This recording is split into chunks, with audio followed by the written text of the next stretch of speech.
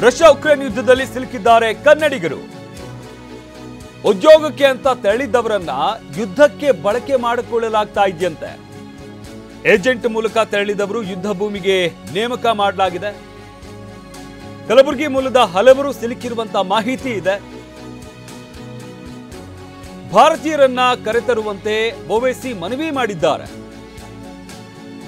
ವಿದೇಶಾಂಗ ಸಚಿವರಿಗೆ ಪತ್ರ ಬರೆದಿರುವ ಸಂಸದ ಓವೈಸಿ ಭಾರತೀಯರು ಅಲ್ಲಿ ಸಿಲುಕಿಕೊಂಡಿದ್ದಾರೆ. ಆಂಧ್ರ ಪ್ರದೇಶ, ಕರ್ನಾಟಕ ಸೇರಿದಂತೆ ಹಲವರಿಗೆ ಈಗ ಸಂಕಷ್ಟ ಎದುರಾಗಿದೆ.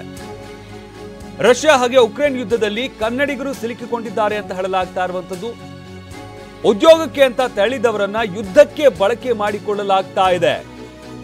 ಏಜೆಂಟರ್ ಮೂಲಕ ಹೋಗಿದ್ದಂತಹ ಹಲವರನ್ನ ಇಲ್ಲಿ ಯುದ್ಧಕ್ಕೆ ಬಳಕೆ ಮಾಡಿಕೊಳ್ಳಲಾಗ್ತಾ ಇದೆ ಅನ್ನೋ ಆರೋಪ ಕೇಳಿ ಬರ್ತಾ ಇರುವಂತದ್ದು. ಅಂದ್ರೆ ಉದ್ಯೋಗದ ಆಮಿಷ ಒಡ್ಡಿ ಅಲ್ಲಿಗೆ ಕರ್ಕೊಂಡು ಹೋಗಿ ಅಲ್ಲಿ ಸೇನೆಗೆ ಸೇರ್ಪಡೆ ಮಾಡಿಕೊಳ್ಳಲಾಗಿದೆ. ಅಲ್ಲಿ ಯುದ್ಧ ಭೂಮಿಯಲ್ಲಿ ಅವರನ್ನ ಇಳಿಸಲಾಗಿರುವಂತದ್ದು. ಇಲ್ಲಿ ಗಮನಿಸ್ತಾ ಇದೀವಲ್ಲ, ಬಲಭಾಗದಲ್ಲಿ ಫೋಟೋದಲ್ಲಿ ಕಾಣಿಸ್ತಾ ಇರುವಂತಹ ಈ ಇಬ್ರು ಕೂಡ ಕನ್ನಡಿಗರು.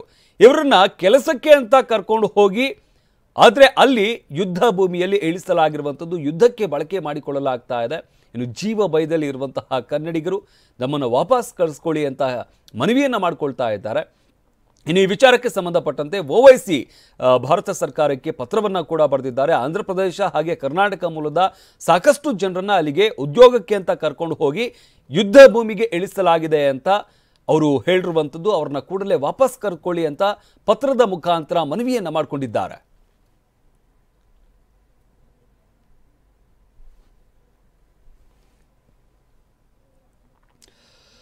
ಮೂರು ಜನ ಕನ್ನಡಿಗರು ಫೋಟೋದಲ್ಲಿ ನಾವು ನೋಡ್ತಾ ಇದ್ದೀವಿ. ಯುದ್ಧದಲ್ಲಿ ಸಿಲುಕಿರುವಂತಹ ಭಾರತೀಯರು ಇವರು. ಕರ್ನಾಟಕ ಹಾಗೆ ಆಂಧ್ರ ಪ್ರದೇಶ ಮೂಲದ ಸಾಕಷ್ಟು ಜನ ಯುವಕರನ್ನ ಅಲ್ಲಿಗೆ ಕರ್ಕೊಂಡು ಹೋಗಲಾಗಿರುತ್ತೆ. ಉದ್ಯೋಗದ ಆಮಿಷ ಒಡ್ಡಿ ಕರ್ಕೊಂಡು ಹೋಗಿರುವಂಥವ್ರು. ಆದರೆ ಅಲ್ಲಿ ಅವರನ್ನ ಯುದ್ಧ ಮಾಡೋದಕ್ಕೆ, ಯುದ್ಧ ಭೂಮಿಗೆ, ರಣಭೂಮಿಗೆ ಅವರನ್ನ ಇಳಿಸಲಾಗಿರುವಂಥದ್ದು.